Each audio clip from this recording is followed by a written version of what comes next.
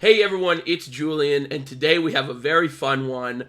This is a very similar deck list to the Abyss deck that I played a couple days ago on stream. We threw that one together, and we actually had a good amount of success with it. I was very shocked. Very fun games, too. I'm going to try to upload at least one of those games this weekend.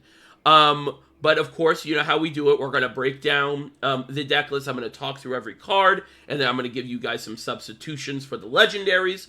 And then we're going to go into a replay review. So I hope you guys stick around. It's going to be a lot of fun. But before that, we have a couple announcements.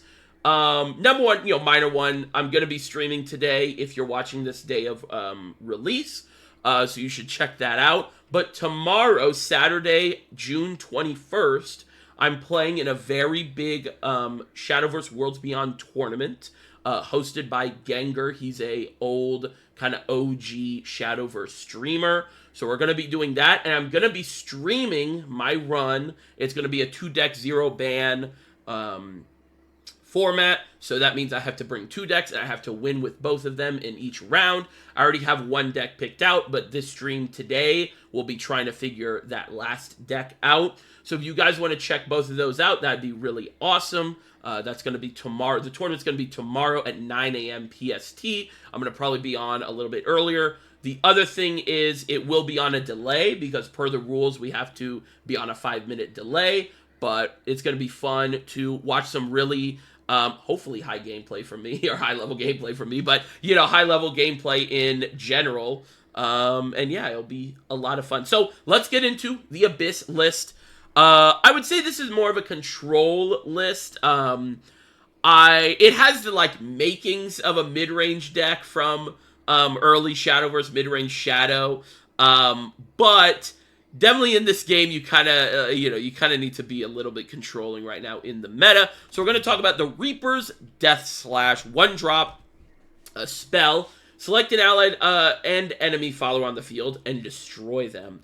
So this is just a 1-mana hard removal. You can combo it with a card we'll talk about later, but Mino, she gives you a 0-cost skeleton. So you're going to be able to combo the 1-drop kill spell with the 0-cost skeleton and pop your skeleton and pop something else. Obviously, you can also just pop your other things on the board, but it is kind of hard to waste one of your cards that you developed onto the board to kill something. That is kind of a hard thing to do, especially at 1 mana. But a very interesting tech that is really cool that I found out with Haven, and I kind of have used it in Abyss, is if you are super evolved, you cannot be destroyed by effects. So if you super evolve something, and then you play Reaper's Death Slash on your super evolved thing and their thing dies, and your thing does not. Very cool little tech. It makes another card that we're not playing in this deck, Soul Predation, a little better. But we'll kind of talk about Soul Predation, and I might do a video kind of discussing the issues with Abyss, because I think that card is a very good example of what's wrong with Abyss right now. But Reaper's Death Slash, very good, especially with that little tech. But we're playing control deck, so a 1-drop kill something is really nice. Next, we're talking about a card that I am kind of in love with, if you've watched a lot of my videos recently. The Indomitable Fighter. He was featured in the Sword video. 2-drop 2/2, just vanilla. But on Enhanced 4, he becomes a 5/5. Really strong stat line. There's not actually a ton of hard removal going around. There's a lot of big damage removal, right? But there's not a ton of hard removal. So being that extra statted on a turn 4 play is really nice. Another thing is our turn 4 plays are pretty bad. We were running Ceres at one point, but she's just unplayable. She's so bad, which is really sad. But so not only is he a 2-drop, a fully statted 2-drop, but he also can be played on 4, and in the late game, he's not a bad top deck because a 5/5 off the top is actually pretty good. So, really like the Indomitable Fighter. We're playing 1 Bellringer. This is the old art. Bellringer is just a pretty good card, especially in control lists. We're just trying to get to our Queen Cerberus. And we need as much draw as possible. You could probably play Ruby in this slot. Yeah. Next is Mino, like we mentioned. Really good, just powerhouse card in this deck. 2-drop, 2/1. Last words, add a skeleton to your hand. That's the 0-drop card we just talked about. And then on Enhance 4, you give this card Rush and Bane. So you're going to be able to spend 4 mana, rush into something, and kill it because it has Bane, and then you're going to get a skeleton. Very nice, like we kind of talked about with the Fighter. A card that is not bad off the top and in the late game, but still really strong in the early game. So really like that. Next, one of my favorite characters in this game's history, Orthrus. 2-drop, 2/2, Ward, Fanfare, add 2 shadows to your cemetery.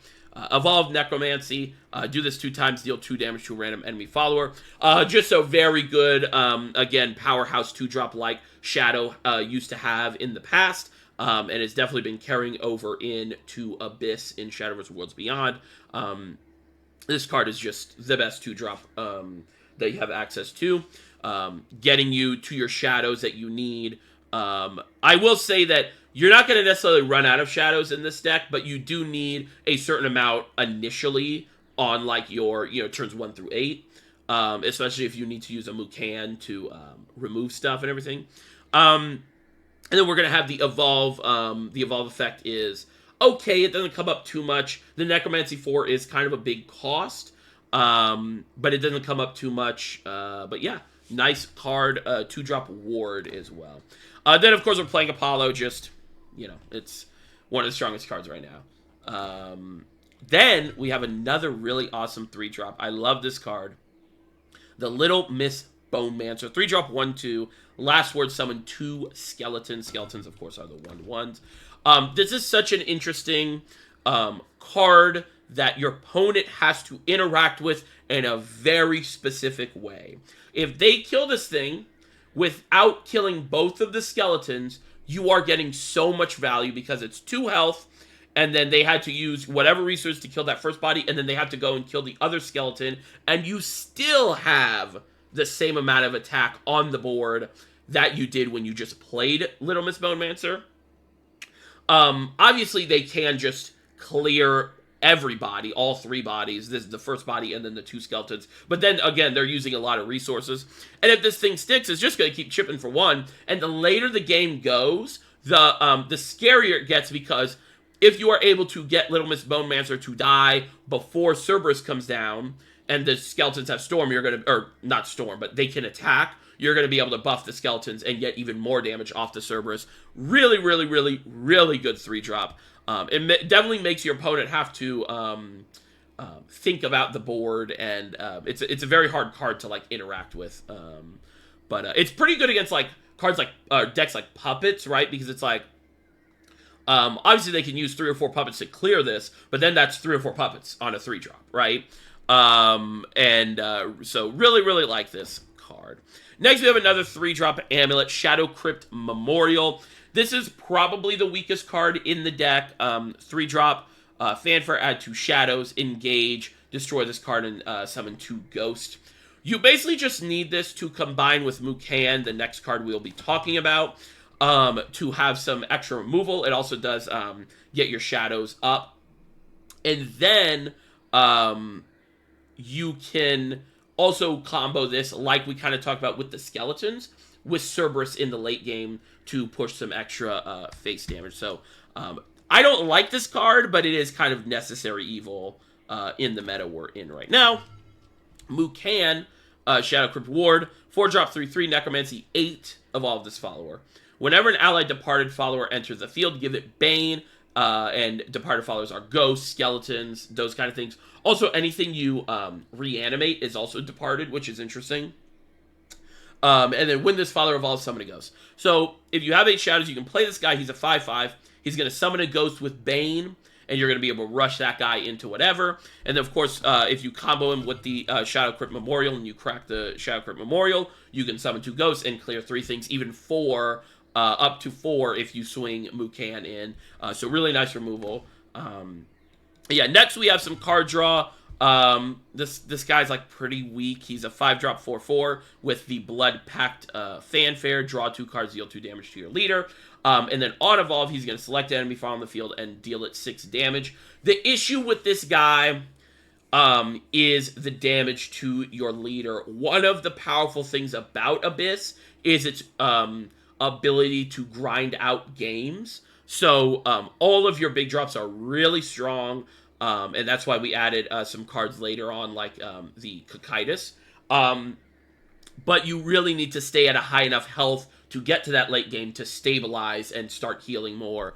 And Darksteel Demon, you need card draw. You just have to, because if you don't play card draw, you're going to run out of cards way too fast. But the deal 2 damage to your leader does kind of hurt in some matchups. It's really rough. But of course, his Evolve effect is pretty good. And if they add some more healing cards in the future, they're just like on play, it might be able to offset that issue. So, yeah. Next, we have Gravy. Actually, a really strong 5-drop, 4/3, deal 7 damage split to all enemy followers. That's like a above average Glade. That's the Forest Evo card that like Evos and deals damage equal to the amount of cards you have in your hand. But of course, you don't have to spend an Evo. And ironically, you just cannot Evo this guy. This guy is unevoable. I kind of joke, but dealing 3 damage to yourself is so bad. It's so bad, especially in this type of deck we're playing, the like a control deck. So this guy's just on play. You don't want to spend Evos, you know, in the early game much anyway, in the first place. But unless you are literally killing your opponent, do not click Evo on this guy. But he's good. He is. He's going to clear a lot of boards. Next, we have the best card in the game, Dark Angel Olivia. Or sorry, Olivia Heroic Dark Angel. That was, I just auto completed the old thing. A lot of people have been asking, so I'll answer this here. The way you get this alt art is you buy boxes of Shadowverse Evolve, the physical game. I believe it's set 10, the new set that just came out for English. And you have to get 5 codes from the boxes. And or maybe you don't need all 5, but you need a certain amount of codes to get this this art. So I know a lot of people have been asking, but that is how you get this awesome Mushimaro classic art. Next we have one Medusa. I only have one. I definitely will play more. This card, of course, is a powerhouse, especially in a control deck. Clear 3 things. If this thing sticks, you just win the game. Yeah, really nice card. Very similar to Geno from Sword, but kind of better, honestly. Then we have an interesting card here, the Vlad Impaler. 8-drop, 5/8. Select an enemy following the field and deal it 5 damage. Restore 5 to your leader. This is... What would you do for healing? Like, you know, what would you do for a Klondike bar? What would you do for healing? Like, this is basically one of the only playable cards that heals. To be fair, it is pretty good in the late grind game, right? A big body, 8 health. Gonna come down, hopefully, kill something. And he's not necessarily gonna be useful on curve, but he's gonna be useful in the late grind game if you don't hit Cocytus and if you need healing, which this deck does need healing, so kind of need him. He might end up being cut. I am only playing 2 of him. One issue that I've noticed is when I click into the card, it shows how many copies I own. This is not how many I'm playing. I'm playing 3 copies of it. Or, sorry, I'm playing 2 copies of it. I own 3 copies. I'm playing 2 copies of it. So yeah, then we have the queen herself, Cerberus. 8-drop, 6/6. Fanfare, summon a Coco and a Mimi. Necromancy 6, give all other allied followers on the field +2 attack. The Mimi is 2/1 rush, deal 2 damage to the enemy leader. The Coco is 1/2 rush, heal 2 to your leader. And then on Super Evolve, Cerberus is going to reanimate 1 twice. So the way this works is you swing one of these Cocos or Mimis into something, you Super Evolve Cerberus, and you get 2 of that copy back. And so, like, say, hey, we want to push some damage or we have lethal. We go Mimi, swing Mimi in, Super Evolve Cerberus, get 2 more Mimis back because that's the only 1-drop in our graveyard. And then we have 2 more swings with the Mimi, and then we deal 4 more damage. Or, hey, I need a lot of healing. Swing the heal in, Super Evolve, get 2 more Cocos, and heal like that. Really strong card. Really strong card. And you really need to see this to win games, like we found out a couple days ago on stream. But yeah, a really good card. And yeah, I would say, as much as I hate to say this, if you do not have this card, let's put Abyss away. I would say Abyss is a really weak class right now. If you don't have the best card in the class, let's wait it out. Let's wait till next set. Unfortunately, I think this is the one card I just will not have a replacement for. But yeah, Rule of Cocytus, last card, one copy in the deck. And it's just, we're playing a control deck. Cocytus, like I talked about in the Forest deck, is the most meta impactful card right now. If they have Cocytus and you do not, you lose the game most of the time, because there's not an aggressive enough deck out there right now that can really out-aggro some of these, like, value decks with Cocytus and stuff. So, one Cocytus there. And then, yeah, that's the deck. So let's talk about some legendary replacements. Again, like I said, Cerberus is really hard to replace, but outside of Cerberus, all the other legendaries are pretty replaceable. So we have the Gravy here, and you definitely want some removal like that. So you could go throw in like a Divine Thunder. I don't hate the Divine Thunder. Obviously, that is a gold, so that's not really like an amazing replacement. Even like a Mistress of the Fang, like a 6-drop 3/6 that's able to do both things, in that you can kill something, swing in and kill something, or swing some face damage.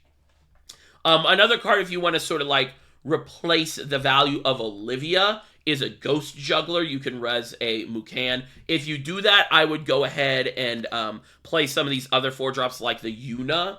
I don't think Yuna, or even the tech that I was messing with in the early stages of this game, is the Quake Goliath, 4-drop 4/5 ward. You can play this guy. He's actually probably better than the Yuna now that I think about it, because Yuna kind of hurts your Cerberus reses if you end up playing the bad out. So the Quake Goliath is a 4-drop 4/5 ward, and then if he dies, just good thing on curve, right? And then if he dies, you can get him back with a Ghost Juggler. Pretty nice value. And then going back to the Gravy, this is kind of like Gravy and Olivia. If you're missing them, put in more Darkseal Demons, because this does both things. It removes something and draws you some cards like Olivia does. And then, Medusa, I would just say kind of add some more cards down here, like maybe some more Bellringer Angels, just to add more consistency to the deck. Medusa is kind of singular, so there's no real use in like really trying to hard replace her. And then, Cerberus, we all talk about. Cocytus is easily just cuttable. You can just cut him for anything else. A card that I'm interested in Shadow is the Goblin's Foray. 5-drop spell summon 5 goblins. If you think about it, this card is a total of 6 shadows. If we ever get some sort of Path to Purgatory, or something that needs a lot of shadows, and even just now, this card might be good enough. With Apollo running around, though, it could be kind of rough. But since we benefit from shadows so much, we can just go, hey, if you Apollo me, I got 6 shadows, and I can Mukan next turn and not have to worry about having enough shadows for Cerberus. So that's that. But yeah, I would say those would be the replacements. You could even add like a Seraphic Tidings if you want more card draw. If you cut some of these like high value cards, Seraphic Tidings is a card that I've kind of been thinking about. I don't love it because this is a board based deck, and you really want to be playing one of these 3-drops. Yeah, you have 9 3-drops that you want to be playing. Maybe 6. I mean, Apollo, you don't always want to be playing down immediately, but Seraphic Tidings is something you can try. So that's the deck. We're going to go into a replay review and talk about this very fun deck. All right, I'll see you guys there. Bye-bye. All right, here we are against Portal, one of the more popular classes right now on the ladder. It can, of course, be 2 decks. Mostly it's artifacts, but there is sometimes the Puppet. deck that's just a pure puppet control deck. So we have a really strong hand right now. We have our 3 2-drops in our Shadow Crypt Memorial for a turn 3 play. And of course, the fighter, invaluable as ever. He's going to also be a 4-drop here too. So we have basically a perfect curve. And we're going to end up throwing the Bell Ringer away because we want to try to find some more valuable cards, right? Because we have the early game pretty locked down. So we find the Orthrus. And we're just going to go ahead. We draw a fighter. So we're just going to go ahead and extra play point, play down the Orthrus. We're just going to, since we have so many 2-drops, we might as well put the pressure on and use our extra play point. We also don't have, like, a ton of plays we want to be using the extra play point on anyway to get, you know, up there. We could, of course, also pass this turn, go to 2, and then play Orthrus, and then on our turn 3, we extra play point Indomitable Fighter for 5/5. Since we have the Shadow Crypt Memorial that we do kind of want to develop in this deck, we don't want to like have it sit in our hand, so we're not going to do that. We're just going to play double 2-drops out. Now we draw into the Apollo, and this is a really interesting turn. So we're going to drop the Mino, and then this is a really interesting turn. And we drop, well, number one, we drop the Mino because the fighter is just more valuable in our hand right now because we have so many cheap cards. Having a 4-drop 5/5, 2 of them is really nice in case we just really do not draw into anything, right? So this is a really interesting thing that I thought about is swinging the Orthrus into the 1/3 to make it weak for the Apollo. I decided against that because it plays way too hard into their Apollo, but it is something you do, you know, when you draw Apollo, you do kind of have to think about setting Apollo up the next turn, but we have such a big board, and their 1 and 2 drops are just so weak that we don't really need to worry about it now because we have the better board. So they go play the Cat Cannoneer, and then they decide to play into the Apollo by swinging the Whiplash into the 2/1 instead of swinging the Elise in. Now we just have an easy setup for the Apollo, but if we didn't, we would have played the Chakra board or the Lomas Bone Mancer that we just drew. But, you know, since we have an easy setup, we just Apollo, see your board later, and that's pretty easy. We're going to also play the Skeleton out. We have no other, we don't have our Reaper's Death Slash right now anyway, so we just want more board presence. He hasn't shown us any puppet cards yet because he went, Elise, Whiplash, and then the Cat Cannoneer. So we're kind of okay just, you know, playing out the Skeleton. And if he does have the Lovestruck Puppeteer or whatever, that's fine because he gets the puppet out of his hand to clear the Skeleton. So that's why we did that. He's going to play Rukina, you know, develop some more gears, start fusing them. And now we are in a great position to drop our favorite card, Indomitable Fighter. I want to talk about why he's so strong here. So we're going to drop him. We're going to Evo and swing over the Rukina. What's awesome about this is we now have it set up where he cannot go Alouette, Evo, play the AoE, and clear our board. He has to swing the Alouette into Fighter.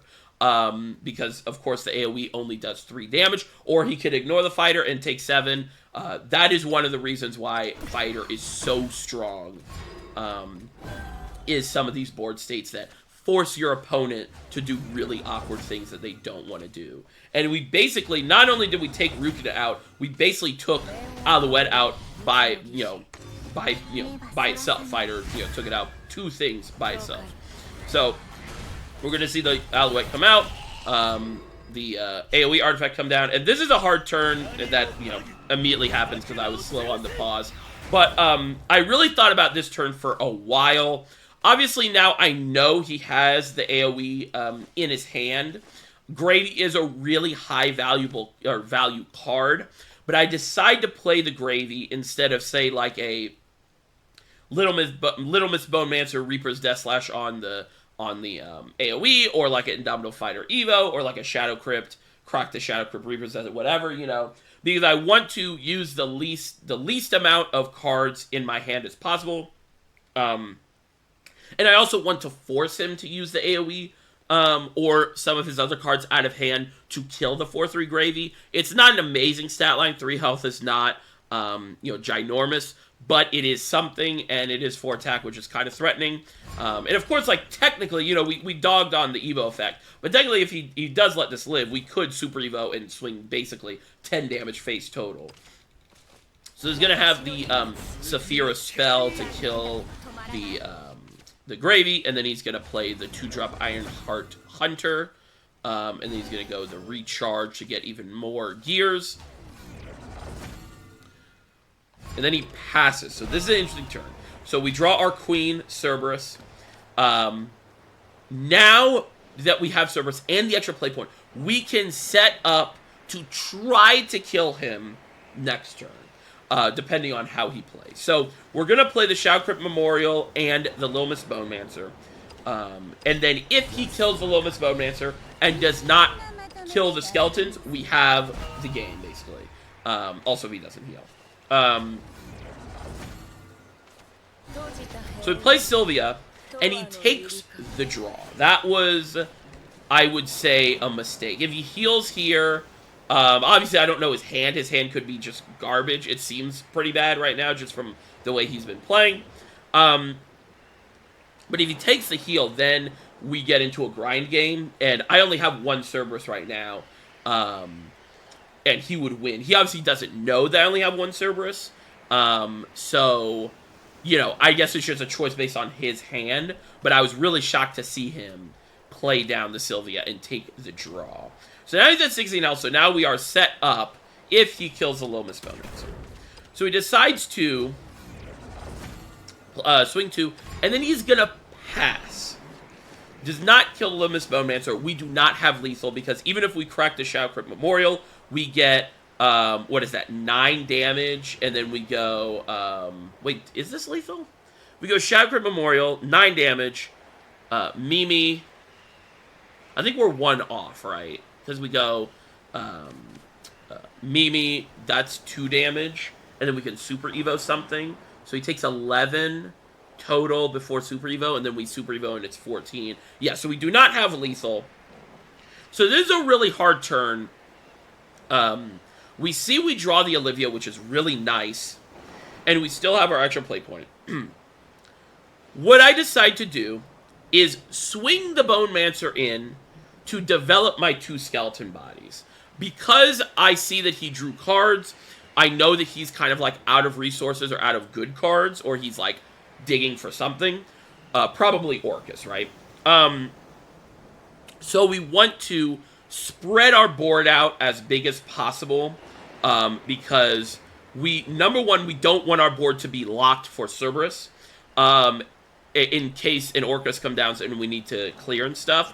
And also, we do not have lethal this turn, and if the skeletons and everything stick with the board we create, which right now it would look like Olivia, or we'd swing the Bonemancer in, Olivia, Super Evo one of the skeletons or the fighter, and then play down the fighter, and then Super Evolve one of those. But now that it, so that is our plan right now. It's kind of a hard turn, so we're gonna show what happens. So I'm gonna swing in, get Olivia. This also plays pretty well into the Orcus, because he has to clear my board because it's a little too threatening for him.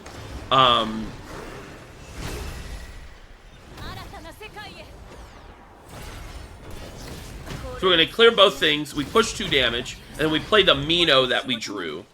And so we spread it out like this because we want the most amount of threats spread out as possible, because we don't want him to, like, if he plays the Orcus, ignore everything. Or not, he can't ignore everything, but we want him to deal with basically everything.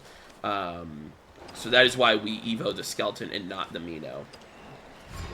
So, right now, I mean, we're looking pretty good, right? Even if he clears this board with an Orcus, he goes Orcus, Super Evo, clear the Olivia, and then the 2 enhanced puppets have to go into at least the 4/4 Skeleton and probably the Mino. And then, do we have lethal, basically, the next turn? I think we have lethal the next turn because we get if he does not clear. Oh, he swings the uh, the Lloyd in, but I'm saying that because he does not have the Orcus. That's probably what he was digging for with the Sylvia. He's gonna go AOE, Miriam, Super Evo to try to clear the Olivia. And we spread our board out pretty nice, so our 4-drop lives. Of course, we did that against the for the Orcus, but he did not have the Orcus. So now we just have lethal with Shadow Crypt Ward Crack, Cerberus, and that is pretty much the game. This was a pretty interesting game. It did seem like he drew pretty badly, and obviously I didn't know his hand, so I can't really tell if he should have taken the heal or not. That is one of the downsides of Artifact, is it's a very heavy mid-range deck, and you cannot really, if you're not drawing well, you cannot play to the end game too well. But yeah, that was Abyss. A pretty fun deck. I think there's more stuff to be done with the deck. I don't think this is a perfect list.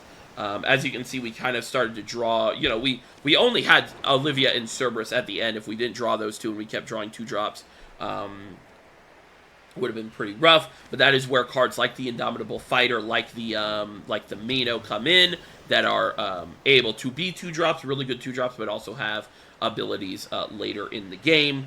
And yeah, Abyss is fun. I wouldn't say it's very good, though, but it's worth a try. So if you guys want to try it, give it a shot. It's pretty fun. I will be uploading that really fun video we had, very fun game we had on stream a couple days ago. Soon, probably this weekend, I'm going to try to figure out how to get it out of the YouTube stream and upload it as a video. So thank you guys for watching, and let me know what decks you want to see next time, and I'll see you guys later. Bye-bye!